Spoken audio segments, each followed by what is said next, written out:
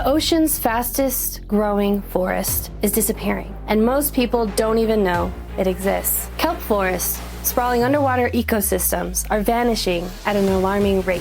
But why? Warming seas, pollution, and missing predators are pushing these vital habitats to the brink. But kelp isn't just any seaweed. It grows up to 18 inches a day, faster than almost anything on the planet, and plays a massive role in cleaning our air, supporting our marine life, and even protecting coastal communities. In today's episode, we speak with Dr. Aaron Eger from the Kelp Forest Alliance. He reveals why kelp forests are the unsung heroes of the ocean, and how restoration efforts, led in part by South Korea's Take Charge action with the Kelp Forest Alliance, it could be a game changer for our planet's future. If you care about things like breathing, clean oceans, climate change, or just want to understand what's actually happening beneath the waves, then let's dive in. This is GoodViral. Welcome to the conversation.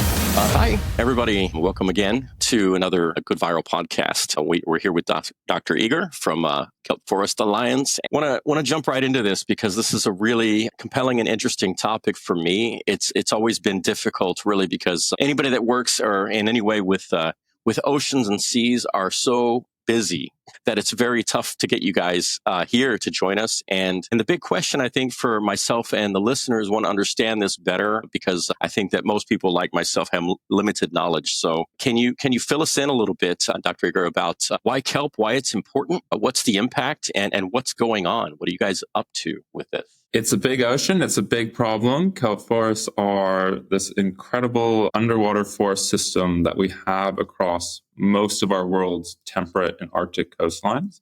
So you can kind of go from the tropics and up towards the pole, and that's actually kelp forest habitat. And not a lot of people know about these ecosystems, despite the fact that they're really the fabric and the sort of core foundation to coastal marine ecosystems in those regions. And with that lack of knowledge comes a lack of action to correct the problems and fix the problems, as we see kelp forests really decline for many of the same reasons that, coral reefs are declining. Warming oceans, invasive species, coastal development, pollution, all affecting kelp forests, but we're not seeing the same level of action for this ecosystem that occurs off of London, Los Angeles, New York, Vancouver, Santiago, Cape Town, Sydney, all really core, pivotal, coastal hubs. But we don't have that same movement for kelp. So what we're doing with the Kelp Forest Alliance is we're trying to create a global movement to protect and restore 4 million hectares of this vital marine ecosystem in the next 16 years.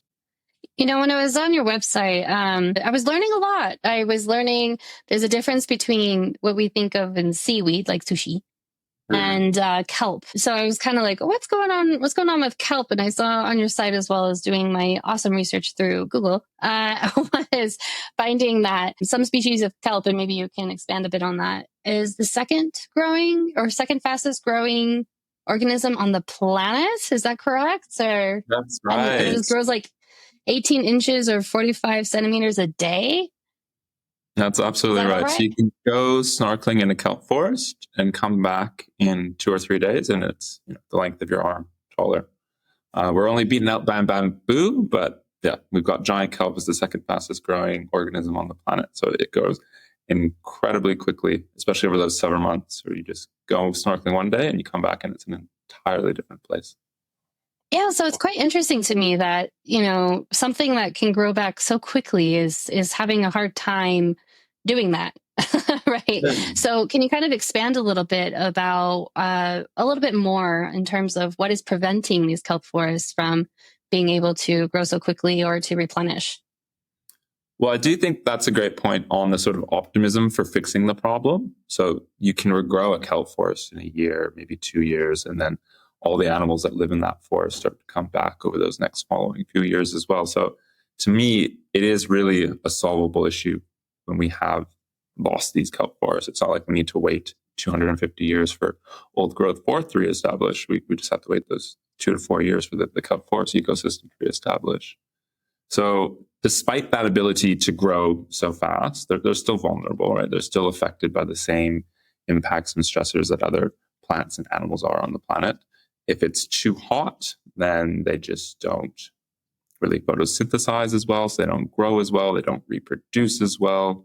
They are really adaptable. So there's some really promising potential in kelp's ability to adapt to warmer temperatures.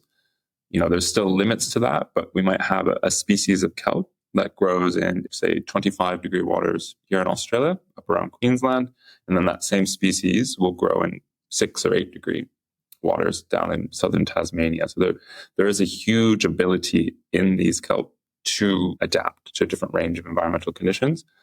But we're doing a lot of things really quickly to the ocean, and so sometimes we just push past that ability to adapt. Water gets too warm, particularly if there's a heat wave. So maybe, the average is 1.5 degrees higher than normal, but a heat wave comes along and pushes that 3, 4, 5, 6 degrees higher than normal. And that just knocks out the kelp forest. Or a really other core problem that we're seeing with kelp is they're very tightly linked to the things that eat them. They're like grass or plants, so they get munched on by herbivores all the time. It's all part of the natural system that's developed. In a healthy ecosystem, that's totally fine.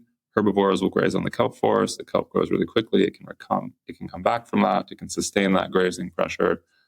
But what we now see is after removing predators from a system, so you take out things like sea otters or big predatory fish or lobsters, which like to eat the things that eat the kelp. Very often it's something called a sea urchin, which you might be familiar with, like stepped on at the beach, that big spiky ball, loves to eat kelp forest. And so by removing the top predator, we release this pressure on the sea urchin. There's nothing to eat them, so they just go to town, reproduce, overpopulate, and then they can wipe out a kelp forest and transform it from this really forest-like system, really exactly like a forest.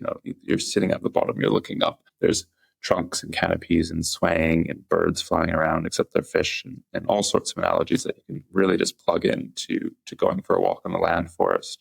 And it can take that and it will transform it into something really analogous to a desert. It's just flat, it's empty, it looks like the moon, it's bare rock. And we're really having to deal with that issue in a number of places around the world where we've disrupted these food webs. So from I guess a scientific standpoint, really trying to understand the attention. I remember there's a great film called Cowspiracy. Don't know if you're familiar with that, but it was talking about how if the same things were happening on land that are happening in the oceans, then everybody would be up in arms, right? And so that's the thing, is that it's really unseen for us, and so therefore, not only do we not understand it, but we don't give it the attention usually that it needs. And so, to understand, can you fill us in a little bit about how that ecosystem interacts with other things that we don't see in the ocean, and how that, of course, affects not only, because usually we think, on your website, it talks about fisheries closing and so forth, and these are some impacts that human beings are going to experience, right? But then, as a selfish species, we're usually only concerned about us, right? And there's a much bigger picture that we don't understand that also impacts us. So, can you explain to us a little bit about how kelp forests link into other systems, how it connects to what else is in the ocean, how that may be important to the planet, and to, in turn, in indirect ways besides fisheries.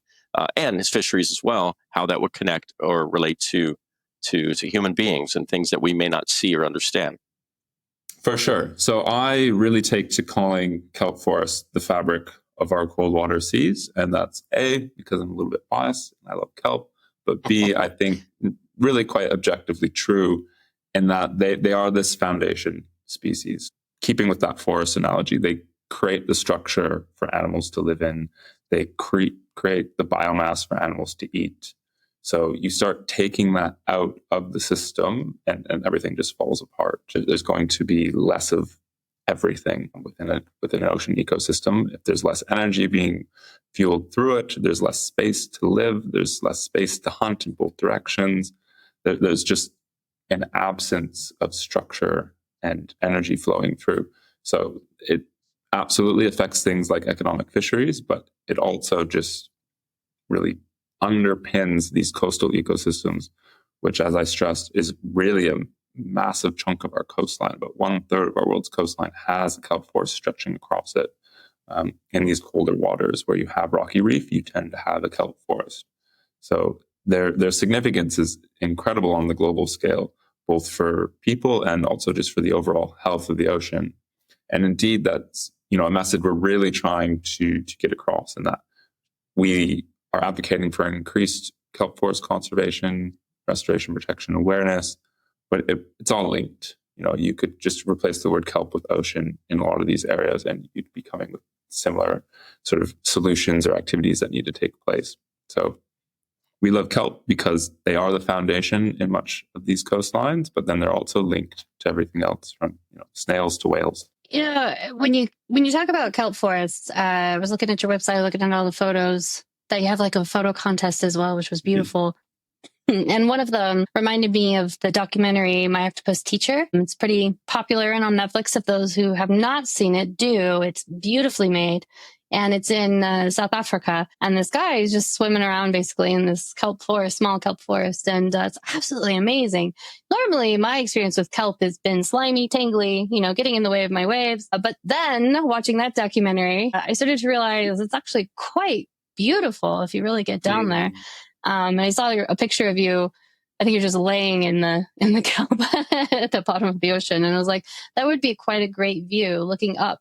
From the bottom of the ocean floor, looking up into this forest. That would feel like you're in a sense on land, looking up into that forest. And so it reminded me of the Octopus Teacher. And it also got me thinking, with the amount of, I was also looking at your maps, with the amount of kelp forest that's been going away because of all the issues you mentioned. It also made me look at the numbers you had for carbon captured based off of the efforts with the Kelp Forest Alliance.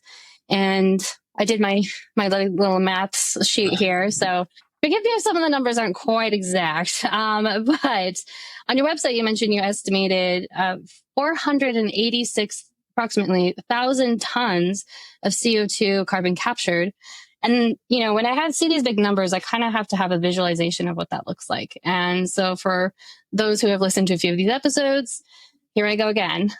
Basically, the 486,000 tons of CO2 can equal driving a gas car over 243 million miles when you're going 65 miles an hour or 104 kilometers an hour. And so if you're in this car and you're driving 243 million miles, this basically approximately equates 426 years of driving. And I'm just like, that's insane. That's an insane amount of CO2 captured.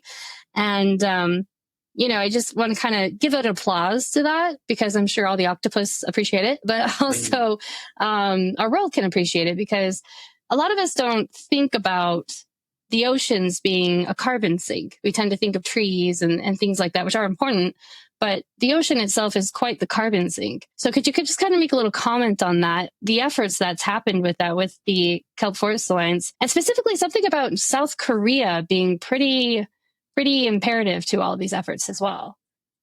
Yeah, no, there's quite a lot to unpack in that. And kelp does have this wonderful, almost magical way of integrating into all sorts of elements of life, whether it's, Oscar Netflix documentaries or offsetting your car or cultural connections in Korea that inspire restoration efforts. It filters across all these sort of avenues and circles of life, which I just really love experiencing as a person trained in science, but then I end up coming across all these different backgrounds. So going into the oceans and carbon capture, there's a number of organisms in the ocean that capture carbon in the same way that plants on land do. And you think of how big the oceans are, that's an incredible amount of space that can, have these organisms growing. Some of them are teeny tiny little phytoplankton that might get eaten or sink to the bottom of the ocean, or the animals that eat them sink to the bottom of the ocean and capture carbon in that way. Then you have things like seaweeds, kelp forests, seagrasses that are actually growing plant-like structures. And then some portion of that is transported off into the deep sea, where it's effectively buried or locked away, really. And that really contributes to that need to mitigate human CO2 emissions in the atmosphere. So the 400,000 tons of CO2 that you're referencing, that's just based on the area of kelp that's been restored. So that's sort of additional CO2 that's been pulled out of the atmosphere based on kelp restoration efforts. The amount for all global kelp forests is going to be much, much larger. I think one estimate we had was about 32 million tons of CO2 equivalent from naturally occurring kelp forests. They are very hard to map. They live underwater, deep, cold, dark waters, 20 meters, 30 meters, 40 meters sometimes. So we are doing our best just to get those basic maps and understand really how significant they are to carbon capture and the carbon cycle. And that is indeed really one of the big motivations people have to do the restoration sometimes, is to enhance that carbon cycle, enhance that carbon capture. And looking at Korea, they really take that full suite approach that I was talking about just a second ago. They see the blue carbon side of it, but it's also incredibly important from a cultural component in that it's a very ocean-based, marine-based culture and country. A lot of their diet is still derived from the sea, either through kelp directly or animals that are linked to kelp forests, or again, just that sort of appreciation of the need to tend for or care for the ocean. So they actually have a day, May 10th, coming up, Marine Gardening Day. And that is just all about celebrating our connection to the sea, the ocean, and thinking about how we can take care of the ocean in the same way that the ocean might take care of us. And that's really, all of that philosophy has really accumulated in their Seaforestation or their kelp restoration program, which is set out to do 54,000 hectares of kelp restoration by 2030. And that places it at the largest restoration project by, a factor of 15 to 20 at current date. So they're really leading the charge, and they're showing, I think, what can be done. And a lot of the work that we do with the Kelp Forest Alliance is to break down these cultural, professional, what have you, barriers that exist between people trying to do good things in the kelp space and have them share ideas and enhance projects around the world. So we've been trying to work quite closely with our partners in Korea to learn their sort of best practices and how we can apply that technology and information to doing kelp forest restoration all around the world, and really celebrate the connections and the action that the South Korean government has been taking for kelp forests over the last 16 years. It's been running since 2009. So they set out with a 21-year program. There's just not a lot of foresight that you see in other government programs. Oftentimes they're quite short. So they've just kind of done the right thing in every category and trying to make this happen for kelp forests in South Korea. We will get back to the conversation with Dr. Eger in a moment. Are you feeling inspired by what you heard? Now's the time to turn that energy into action. Dive deeper with the Kelp Forest Alliance at kelpforestalliance.com. They're leading a global movement to restore millions of hectares to these incredible underwater forests. And they need your help. Check out their socials and get involved in protecting one of the ocean's most powerful superheroes. All the links are right there in the description. Don't just listen, be part of the change. Now, back to the conversation with Dr. Eger. Yeah, we've had on our podcast, we've had guests talking about the Amazon forest. We've had guests talking about coral. So I think that especially when we talk about the rainforests, for a lot of people, again, it's easy to understand that the rainforests are essential, that we need them. And I'm trying to understand better. So if, for example, if people just ignore kelp and just treat it, like we don't understand the impact, and maybe it's not very important, right? So can you talk about some of the consequences really of the path that we're on, and if the kelp forests are just sort of left without any of our help, what kind of negative impacts might we see? Again, we can continue straight with the forest analogy of taking that rainforest and transitioning to a desert. And that is most of the time what happens when you lose a kelp forest.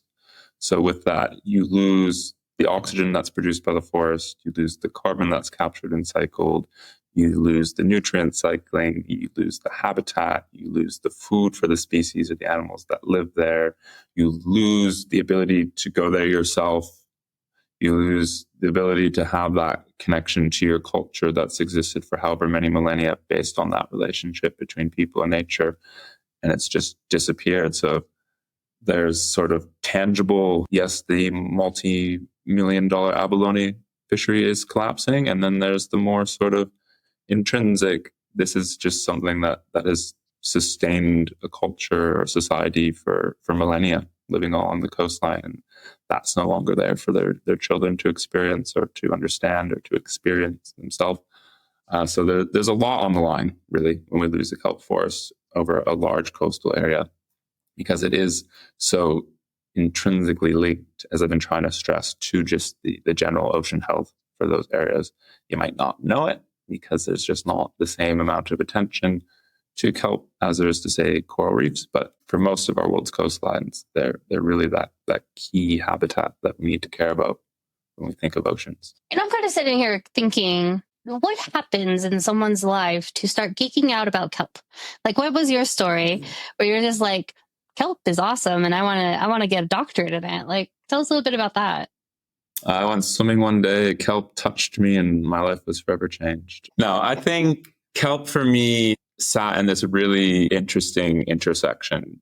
I was starting out my science career. I had passion or motivation to try to have that positive impact with my research or with my work. And then with that, you want to start looking, where is the need? What isn't being done that needs to be done? You don't want to be one of 1,000. You want to be one of one, kind of thing. And kelp forests were just so neglected. There was this, as I said, intersection of a habitat ecosystem of incredible global importance that was just really almost entirely overlooked, particularly at the international level in terms of conservation action.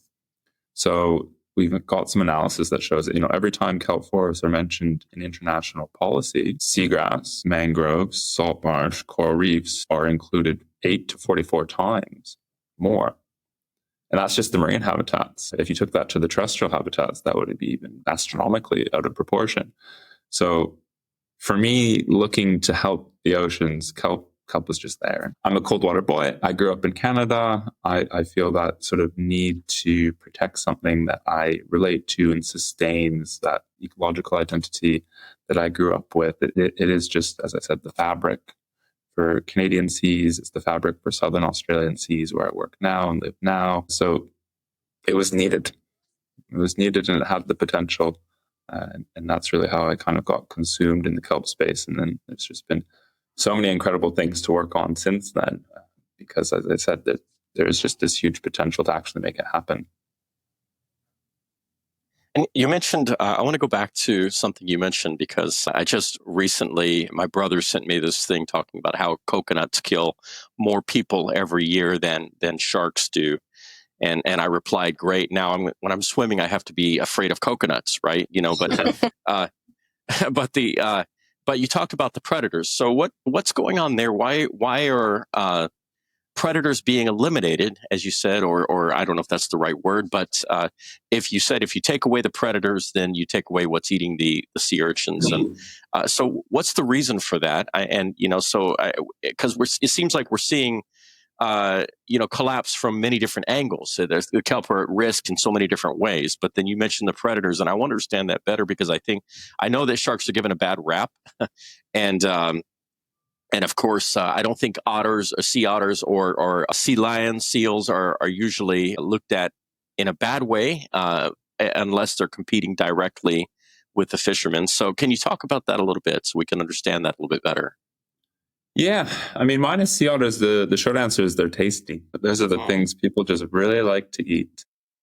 Lobsters, big predatory fish, that's sort of prized fish that people like to see on their plate or at the market. And there's multiple levels to it. So there's sort of that basic 1, 2, 3 level that I've been talking about with kelp forest. So that might be like a sheephead wrasse in California, or a blue groper here in Australia, or some sort of rockfish back in Canada, which actually interacts with that sea urchin. Whereas like an apex predator, like an orca or a great white shark, is above that and won't necessarily have that direct link there.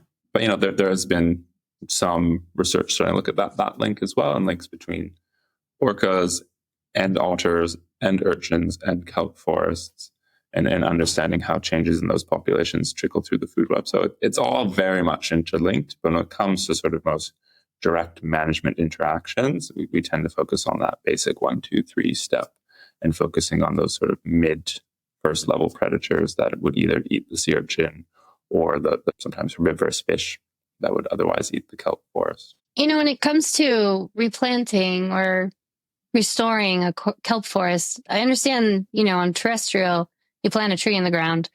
Is that the same in terms of kelp? You just put it in the seabed, or how does that usually work? So the way I look at it is planting a kelp forest is just like planting a tree, except you cannot breathe and you're trying to dig into stone instead of soil. So it's a lot trickier. It's really one of the main limiting factors that we have is that technological capability to get the reproductive kelp material onto the bottom of the ocean and get it to stay there to attach and to regrow. So a lot of it's really manual, small-scale work that's being done at the moment. This could be people tying existing kelp on the seafloor, attaching bolts or attaching sort of grid structures to tie the kelp onto, and then letting them do their reproduction. There's been some interesting exploration, and I think will be the path to follow, looking at getting that sort of seed stage of the kelp and just having that distribute, that spread across the seafloor quite naturally. You think of like a crop duster or sort of how you would do it in an agricultural system. And that's what Korea has played with a little bit. They've taken their existing kelp farming technology and started to think about how they can use that to restore the ocean. And then that's where I think we really need to go to scale up this reintroduction of kelp into the ecosystem. We're also thinking about which species do we want to bring back? What are the sort of traits or tolerances that they might have for slightly warmer waters, or which populations might we try to prioritize based on the probability that they're going to survive if the water's 2 degrees warmer. So there's a lot more thinking into the technological application of planting kelp that needs to happen. But continue to harp on my point on the sort of lack of attention that the subject's received, we really at this point have some ecologists trying to solve the problem. These are people who think about how does the sea otter eat the urchin who eats the kelp forest, and they might do it with like some, we would say Bunnings here or like Home Depot back home, just chop shop application methods of doing these little small scale experiments with a bucket and a shovel. They're not engineers, they're not biochemists, they're not these sort of people with the skill sets that would solve these kind of technical problems. So I think as we get more interest, we get more support, they're very solvable. We're just, we're just not quite there yet in the sort of people hours and people expertise that are being applied to the problem. If you've made it this far, you know GoodViral is all about spotlighting people and organizations who are actually making a difference, like Charity Water, Gorilla Doctors, Rainforest Action Network, and so much more. To keep doing that, we'd love your support. Become a GoodViral member at goodviral.org and help us grow this mission. Starting in August, members will get early access to episodes, exclusive behind-the-scenes content with our guests, deeper dives into articles, and abilities to join us live during the interviews to ask your own questions in the chat. If you believe in the power of stories to inspire action, come be part of it. Join us at goodviral.org/memberships. Our motto always has been and always will be, when good goes viral, the world gets better. Thank you for being part of the conversation. So just quickly, it sounds like it's an expensive problem that could be prevented in terms of more kelp forests becoming kelp deserts or ocean deserts. And so it's actually in the better interest to conserve what we have and restore what we destroyed rather than to continue letting things destroy. Therefore, we need to rehabilitate even more. That's what I heard. Protect what you have, restore what you cannot, have the grace to know the difference. So so what are you all up to now? So we were talking a bit ago, Anastasia and I, about the organization, the Alliance. So can you explain that? What is it that you guys are really up to, and what are you working on now that's exciting to you? What's going on with your work that might be the most compelling, most interesting part of what you're up to?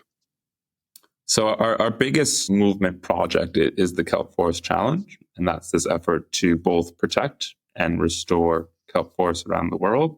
So 3 million of the 4 million hectares are dedicated for protecting existing kelp forests, and then 1 million hectares are for restoring kelp forests that have been degraded or disappeared. And what we're trying now is to really get that large-scale, national-level government intervention into solving this problem. So we've created the Alliance. It continues to grow, but now we're at about 680 people working in kelp forest conservation. all around the world, 26 countries. And we're now taking the sort of pitch to governments to try to get them to meet existing targets they've already agreed to. Pretty much every country on the planet has already agreed to international targets related to biodiversity loss. And so we're now working with them to meet those targets for kelp forests. And essentially this looks like, maybe not as quite exciting, but it's a lot of meetings, it's a lot of interaction, it's a lot of information sharing at that national level, but also within those individual collectives in each region or each country that can really connect then to that high level policy. Because where a lot of these initiatives often fall short is, there's a lot of people doing good work, but they don't have the keys to the tower and they don't have that sort of interaction with policy or government to make it happen. Or there's a lot of policy government people who have a lot of high level rhetoric and a lot of great ideas, but they don't actually have the realization of what's happening on the ground. So we are continually working to bridge that gap and bring these alliances from different regions to the relevant governments and represent kelp forests internationally. So these are things like the UN Climate COP or the UN Biodiversity COP, and just making sure that kelp forests are on the agenda for that. And so what we do with our work is really try to accelerate everything that's happening. We try to get more funding for it, more policy support, more research ability, more education and awareness, and really just have this kelp movement take off all around the world. We've been going for about 2.5 years now, and it's tripled in size. And I think it's just going to continue to grow, especially as we find links that people might not necessarily expect from the get-go of kelp and their profession or their culture or their recreational experience. But we started working with companies like Google, for instance, who are using their AI technology to map kelp forests, or the same technology to examine the genome of specific populations to see which ones are best suited to survive in warmer waters. And there's all sorts of partnerships like this that I think are going to pop up that can be applied into kelp forest conservation. And some of it's just fun, like little stories or photo competitions, like you mentioned, or short films. Again, having that personal connection for people to link to, understand, experience kelp, and get involved. So this sort of rising tide of the global kelp movement is kind of my continually exciting piece that's happening. But we are starting to get very strategic in how to actually make that happen with these local coalitions and direct connections to government to really make change happen at the relevant scale and make it happen ethically. We don't want to swoop in and propose all these solutions that nobody actually wants.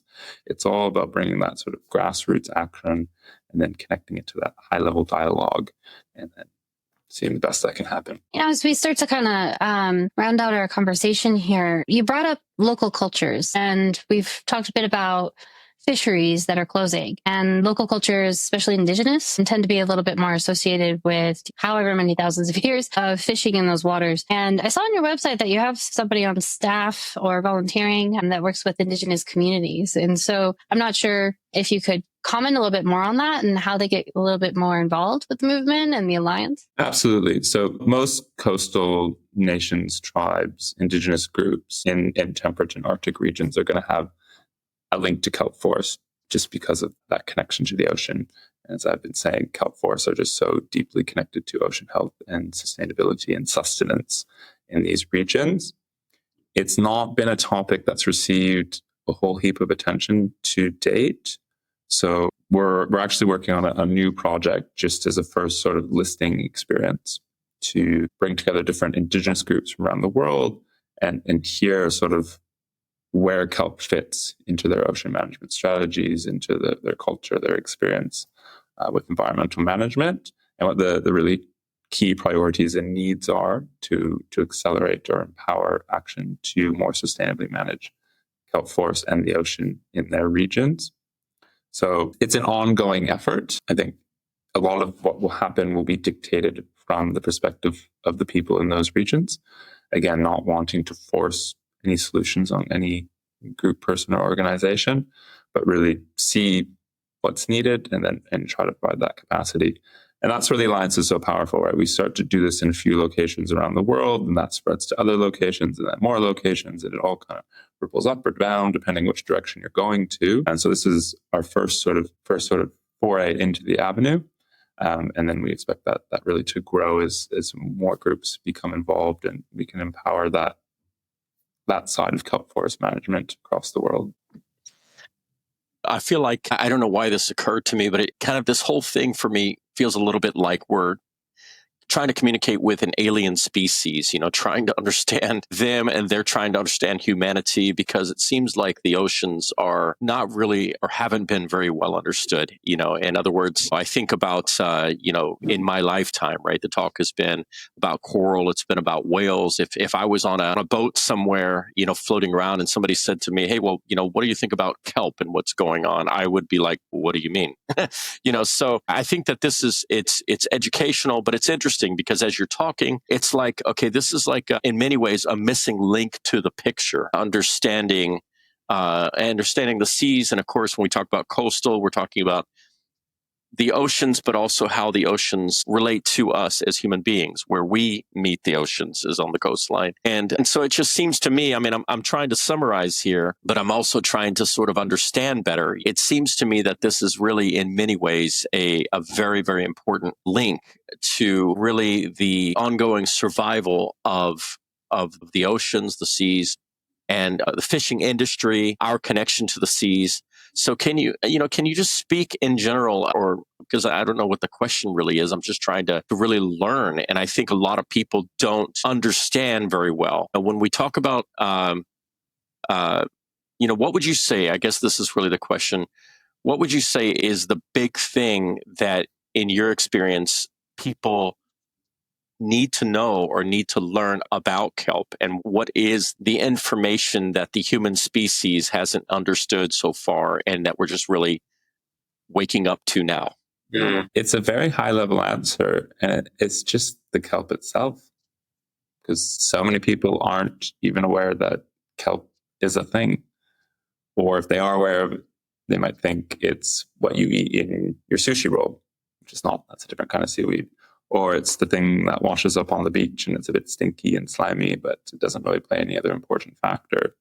So we're really just working to break this sort of cultural amnesia that exists in many parts of the world about the importance of kelp and that really direct link to the ocean and therefore to people between this wonderful seaweed that grows really, really quickly and hosts all these incredible animals and everything that sort of spirals up from there. Again, Japan and Korea in particular have deep cultural appreciations of kelp forests, and that's been reflected in action and policies to protect and restore those habitats. But it's just missing, I think, for much of the other parts of the world due to where we get our food or where we go on vacation and these sorts of things and what we think of when we think of the ocean. But there's an opportunity really to remedy that. And I think now, there is this big sort of push to reconnect to nature following certain events of 2020 and 2022 in that sort of period, lockdowns and whatnot. There's an opportunity to have that blue backyard experience. A lot of people listening to this or reading about kelp forests, go out and explore and understand. You don't need to fly to Indonesia or the Bahamas to go have a marine biodiversity vacation. You can go snorkel in a kelp forest, see a seal, see a sea otter, see a lobster, see a bright, colorful fish, find things you never possibly thought existed outside of a storybook. And it's right there in your blue backyard. So if I ask anything for someone to come away from this, it's just kelp. It's there. It's waiting for you to interact with it. And there's a whole kind of world you can unlock once you take a look. Quickly, before we wrap up, is there like a Kelp Geek Club or something that people could possibly join, or is that the Kelp Forest Alliance? I guess it's kind of the Kelp Forest Alliance. Yeah, we're very open. So anyone who's got an interest in kelp forest is welcome to be involved in the network and can participate more or less. You might not necessarily jump into a working group if you traditionally work as a finance lawyer, but you can certainly follow what's happening, follow stories about kelp forest, Think about ways that you might loan whatever skills you have. Maybe if you are a finance lawyer, then there's an opportunity for you to help fundraise for a program or look at some legal restoration policy that needs to be done, or just think about however you fit into this world and how that might be linked to a kelp forest, because there really are just all these sort of unimagined links between kelp and the rest of society that people are just starting to understand. Well, thank you so much. This was quite an awesome and a very educational experience for me, at least. Yes. Because Demian was the one that found you guys, and I kind of went into this a little bit blind. And so I was like, okay, let me research, this alliance and kelp in general and all that. And the more I started to research into it, the more I was like, kelp is cool. This is really interesting. Never even thought about this stuff. No one ever talks about this stuff. And it should be. And I think you're right, is that the world's waking up to it a bit. And we're hoping that with this podcast, those who are listening will take action and go to your social medias, go to your website, join in the cause, donate, or as well as, if you have a skill that will be valuable, to offer that. And do a little contribution to your blue backyard. So those who are listening, please do some of those things that attract you, and definitely dive in with Dr. Eger, Aaron, and all of his crew. Thank you so much for being part of the podcast. We really appreciate you being here and being part of the conversation. Absolutely my pleasure. Always love a chat about kelp forest, and any way we can help the kelp, think about it, get people exploring. More than happy to follow up in a different conversation. Thank you for listening to the Good Viral podcast and being part of the conversation. If you are inspired by this episode, go to our website at goodviral.org, where you can find resources and listings from the episode to continue good efforts. Like, comment, and share this episode to any or all of your social media channels. It's really easy to take a small action, and maybe you'll inspire a big result. When good goes viral, the world gets better.